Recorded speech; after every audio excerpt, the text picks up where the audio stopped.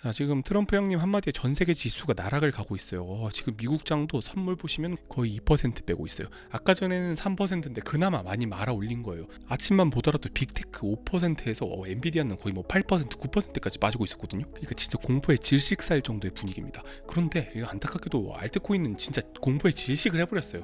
그냥 얘네는 지금 죽었습니다. 지금 이더리움 마이너스 17%, 리플 마이너스 18%, 비트코인이 그나마 4% 정도에서 버티고 있고, 특히 국내 비트코인 같은 경우는 김프로 좀 많이 방어하고 있는 모습인데 지금 상황이 정말 심상치가 않게 돌아가고 있어요. 제가 지금까지 나온 뉴스들 한번 정리해드리겠습니다. 야, 이거는 뭐 대응도 안 되고 그냥 오늘의 분석은 사실상 거의 예능이 되지 않을까 싶어요. 자, 이 내용 전부 다 아시겠지만 제가 간단하게 설명하겠습니다. 지금 멕시코, 캐나다에는 25%의 보편 관세, 중국에는 추가로 10% 관세를 부과했어요. 중국은 원래 품목별 관세가 있었기 때문에 한 20에서 한 30% 정도가 됐다고 보시면 돼요. 왜 이 멕시코, 캐나다, 중국을 타겟팅했냐? 이 미국 총수입 중 가장 높은 애들 1, 2, 3등이 바로 멕시코, 중국, 캐나다입니다. 이 3국을 더하면 대략 42% 정도가 나와요. 그러니까 막대한 적자를 보고 있다 이 말이겠죠. 물론 이 나라들이 가만히 있지 않았습니다. 멕시코, 캐나다, 중국 모두 강하게 반발했고, 멕시코, 캐나다 같은 경우는 이제 보복 관세, 야 니만 관세 아니야, 우리도 관세하겠다. 게다가 이제 WTO에 제소를 했어요. 그랬더니 트럼프 반응이 뭐냐면, 어디 한번 해봐. 그럼 관세 더 올릴게. 야씨 기분이다. 1+1이다. 그거 2배로 올리자. 야 50% 하자. 야 이거 진짜 미쳤습니다 진짜. 자, 이것도 내일 회담이 있어요. 캐나다, 멕시코 대통령과 회담이 있는데 그들은 관세를 낼 것이다. 야, 그래도 50% 내는 것보다 25% 내는 게 낫지 않겠습니까? 아, 저는 내일 캐나다, 멕시코 실무진들이 협상하러 가는데 눈물 줄줄 흘리면서 갈 겁니다. 아마. 이제 여기다가 대고 미국 언론들이 트럼프 관세에다가 야 이거 진짜 아니다. 그뿐만이 아니라 이제 산업계도 아, 형님 관세는 좀 봐주세요. 철회 부탁드립니다. 거의 읍소를 하고 있는 상황입니다. 야, 실제로 이거 미국 주택건설자 협회에서 보낸 메일인데 그냥 뭐 내용 한마디로 요약하자면 폐하 통촉하여 주시옵소서. 아, 이러다 우리 진짜 지읒됩니다. 트럼프의 메일함이 상소문으로 꽉 차고 있다고 합니다. 아유, 뭐 이러니 저러니 해도 말을 안 들을 것 같지만요. 예, 그런데 뭐 트럼프는 전혀 굴하지 않습니다. 야, 이거 고통이 있어야 좋은 거야. 진짜 미쳤습니다. 이게 백악관도 그냥 마구잡이로 하는 건 아니거든요. 24년 무려 맥킨젠 컴퍼니, 세계 최고의 경영 컨설팅 회사죠. 여기서 이제 연구한 걸로 보니까 관세라니까 미국 경제가 좋아지더라. 거기다가 전 재무장관 제닛 옐런이 야 관세랑 인플레이션이랑 별로 상관없더라 하면서 전 정보를 또 깠습니다. 예, 뭐 듣고 싶은 것만 듣는 건지는 잘 모르겠는데 일단은 막을 수 없다는 건 확실해 보여요. 자, 그리고 또 트럼프 행보에는 거침이 없습니다. 아마 이번 주 내가 되지 않을까 싶은데 새로운 관세를 뭐라고? 확실히 부과하겠다. 자, 이거 뭐 못 막습니다. 이제 EU 중에서도 특히 독일을 겨냥하지 않았을까라고 생각이 듭니다. 왜냐하면 이제 멕시코, 차이나, 캐나다 다음에 이제 독일이거든요. 어쨌든 독일 다음에는 일본. 아, 요새 또 엔캐리 트레이드로 말 많은데 지금 일본이 함부로 금리를 올릴 수가 없다. 왜? 트럼프 눈치를 봐야 되니까. 일단은 트럼프 눈치를 잘 보면 일본 한번 살려줄 수 있지 않을까. 이거 좀 두고 봐야 될 것 같고, 그 다음 가장 유력한 후보, EU 다음 타선, 이제 빠따를 맞는 다음 순서는 바로 우리나라가 될 가능성이 아주 높아요. 야, 그렇잖아도 코스피 코스닥 정말 힘든데 야 여기서 더 무너진다고 싶을 정도로 상황이 안 좋잖아요 지금.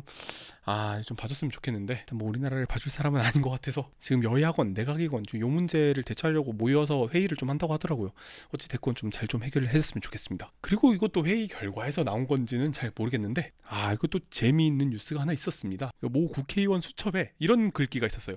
트럼프를 노벨 평화상 후보에 추천하자. 야, 한반도 평화에 기여했다. 이제 이거 보시면 약간 띠용하셨을 텐데 야, 이게 또 외교적 전략인 거죠. 그러니까 트럼프한테 상을 하나 주고 우리는 이 실리를 취하겠다. 약간 광해군, 약간 실리 외교.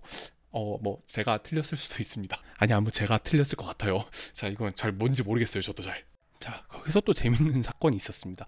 캐나다가 테슬라에다가 100% 관세를 검토하겠다. 그냥 일론 머스크를 꼭 집어서 저격을 했죠. 야, 머스크야, 너 트럼프 지지자지. 야, 좋은 말로 할 때 트럼프 설득시켜라. 이런 거 같죠? 뭐 솔직히 별로 통할 것 같지는 않습니다. 왜? 또 테슬라가 일단 최종 조립은 대부분 미국에서 하고 있기 때문에 그건 문제가 안 될 것 같은데 또 캐나다에서 판매될 테슬라에는 약간의 좀 영향이 있을 수는 있겠다라고 생각이 들어요. 여기서 잠깐 또 이제 에이스, 한국 투자 자산 운용의 브랜드죠. 여기서 이제 에이스, 엔비디아 밸류체인이라든지 글로벌 자율주행 액티브 ETF 등 이제 한국인들이 좋아하는 상품을 정말 잘 만들더라고요. 저도 이제 절세용으로 만든 ISA나 IRP 혹은 연금저축펀드에서는 이제 이런 ETF를 구매하면 어떨까 해서 한번 잠깐 소개를 드렸습니다. 아니, 월텍나와 그래서 도대체 앞으로 어떻게 된다는 거냐? 자, 뭐 앞으로는 저도 모르고요. 일단 역사 공부를 하면 좀 그나마 힌트가 있지 않을까 해서 옛날 스토리를 한번 가져봤습니다. 실제 18년 하반기부터 나스닥과 S&P는 거의 정점을 찍고 무역 전쟁이 시작하자 나스닥 같은 경우는 이제 고점 대비 한 23%, S&P 같은 경우는 한 16% 정도로 꽤나 큰 하락을 했습니다. 근데 뭐 솔직히 2020년 하락을 버틴 사람한테 이 정도 하락은 뭐 하락도 아니긴 해요. 기간도 그렇게 길지는 않았어요. 한 6개월 정도. 그때 또 연준의 도움, 패드 푸시 있었고 트럼프도 다시 좀 완화적인 말을 해주면서 다시 경기가 살아나고 6개월 안에 전고점을 탈환하고 계속해서 신고가를 뚫었었죠. 뭐 과거에 이랬다는 겁니다. 그런데 이번에도 이럴까? 자, 아직 시작도 안 했다라는 그런 주장도 있습니다. 왜냐하면 자, 여기 보시면 트럼프 원 타리프 하이크스, 그러니까 이게 2018년에 관세를 얼마나 올렸냐 보니까 진짜 이 정도 올린 거예요. 그러니까 한 1%에서 2% 올렸는데 이때 주식 시장이 발작을 일으켰어요. 자, 그런데 이번에 뭐 최대 25%까지 올린다고 하면은 역사적으로 가장 높은 수준의 관세를 때려버리겠다는 거예요. 뭐 지금도 수입품에 대한 가중 평균을 때려버리면 지금 거의 10%가 넘어갔습니다. 그러니까 이 유례 없는 관세가 생긴 거예요. 거기다가 이제 EU나 일본, 우리나라까지 전부 다 관세를 매긴다? 그러면 진짜 역대급 개난장판이 될 것 같긴 하거든요. 물론 저는 그렇게까지는 안 될 거라고 보고 있습니다. 자, 왜냐면 이 싸움 자체가 미국한테 너무 유리한 싸움이에요. 아까 캐나다랑 멕시코가 정말 강하게 여기에 대해서 반박을 했잖아요. 자, 한 연구소에서 연구 결과를 내놨는데, 자, 미국 같은 경우는 4년 동안 GDP에 영향을 미치는 게 단 0.2에서 마이너스 0.3% 정도 영향을 미친다고 봤고, 지금 캐나다 같은 경우는 마이너스 1점 몇 %, 멕시코 같은 경우는 최대 2%까지 떨어뜨릴 거라고 봤어요. 그리고 인플레이션 같은 경우도 1년 동안 0.4% 발생한다고요, 미국은.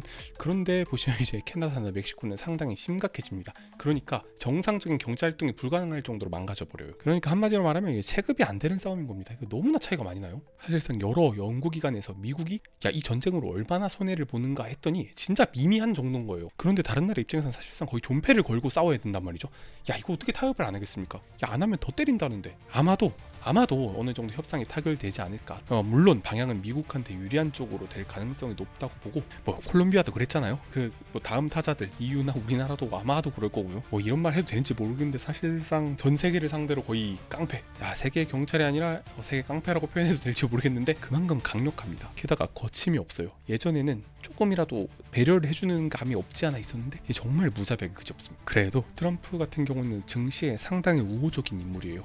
아마도 마이너스 10%까지는 그냥 감내하라, 아까 말했던 것처럼 감내할 수 있는 고통이다. 하지만 그 이상 떨어진다면 또 언제든지 증시를 끌어올릴 수 있는 인물이고, 그리고 저는 이 관세 전쟁이 이미 예전부터 예견되어 있었던 거고, 사실상 중국을 제외한 다른 나라들은 이제 미국한테 감히 대들 수가 없는 그런 경제 상황에 이르렀기 때문에 사실 승자가 좀 뻔한 게임이 아닌가 생각이 듭니다. 물론 트럼프가 정말 종잡을 수 없는 인물인 건 맞아요. 워낙 예측 불가능하긴 한데, 일단 지금까지 합리적으로 생각해봤을 때, 저 의견이 아니라 이거는 국제 정치학자나 이제 골드만삭스, JP 모건 등 기타 월스트리트 의견을 종합해봤을 때 때리다가 말 잘 들으면 풀어줄 것이다, 이런 추측을 많이 하더라고요.